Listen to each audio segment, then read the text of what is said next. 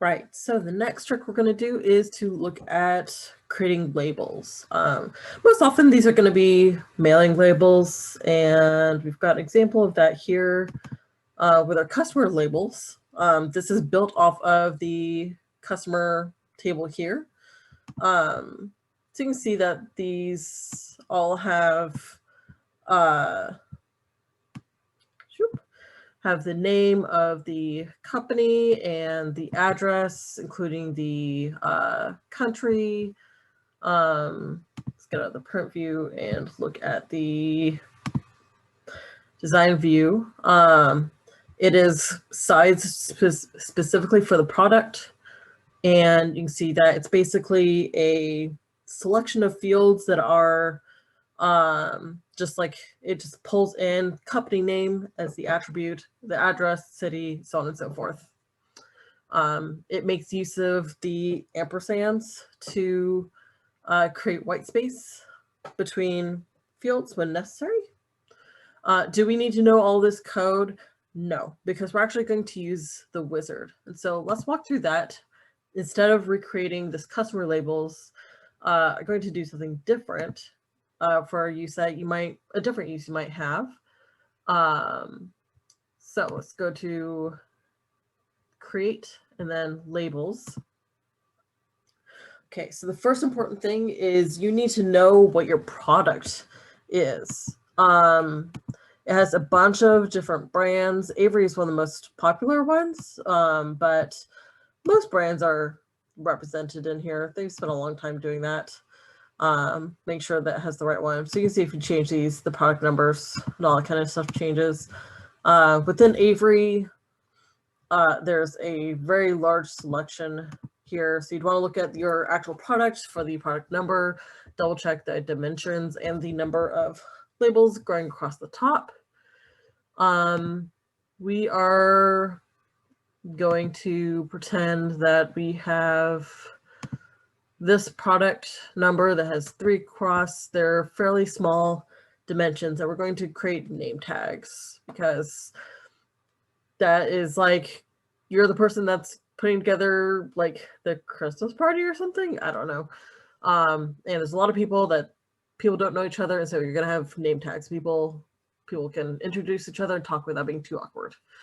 Okay, so you can change the unit of measure if you need. If you don't have the product here, you can actually customize it and specify the dimensions and such. We're not going to do that.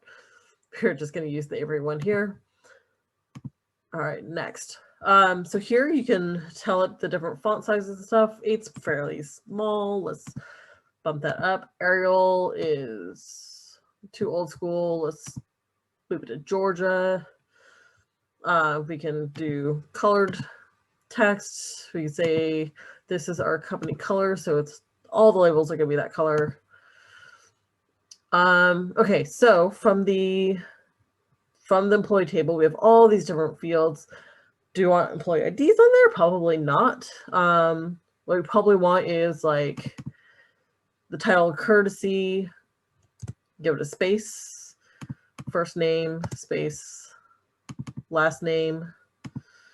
On the next line, give it the title. There's nothing else on here that I really want to put on a name tag. This is still very tall. Yeah, so that's good. Okay, we can sort it. So do we want sorted by, if we had something like department, that'd be something really good. That wasn't on here, right? No, that'd be something that'd probably be good to do depending on the circumstance. But usually you're going to sort by last name or first name, depending on the type of company you have. Okay, and then, yeah, so as always, I'm going to put a little caret on here so it pops up on top, and so we can separate out from the polished product ones in here and finish. Okay. So if we had a lot of employees in our database, we'd have multiple pages of this. We only have our 10 folks, and so this is what we have. Jody's the only one that doesn't have a Mr. and Miss Mix one. Everyone else has got exactly what we asked for. So we got Ms. Nancy DeVolio, who is the sales representative. Okay, perfect. Let's, I could have just switched that over, but let's look at the design view. What does that look like? Okay, so let's say that we wanted to give a little more space between the title and the courtesy thing. And these are printed at the very top of the label.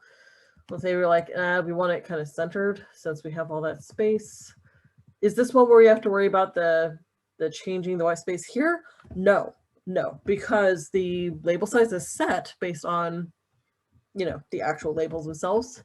So you just want to make sure that you're using this space well. If we've got say we've got some really long titles, like my title at Sale Genetics is career development consultant, so it's obnoxiously long. So maybe we say that for that, and it's not as important as your name. So we can go to see, font size. We can take the title and change the font size right there. If we wanted to kind of stretch this out just a little bit more, like that, bring it a little bit closer to the edges, we could do stuff like that. There you go. You can't actually see the edges on this, but trust me, it's wider. But you can see that there's more space between those there. For the preview, let's say that we decided that only the one of them needed to be color and the other one we wanted to be black. We could change the font color. There we go. Now the names are going to be black and the titles are that dark red kind of color. Yeah, so you can just keep playing around and make them pretty. So it's a really easy report to do. And it's very case use. You don't often need these, but they're really easy to make when you do.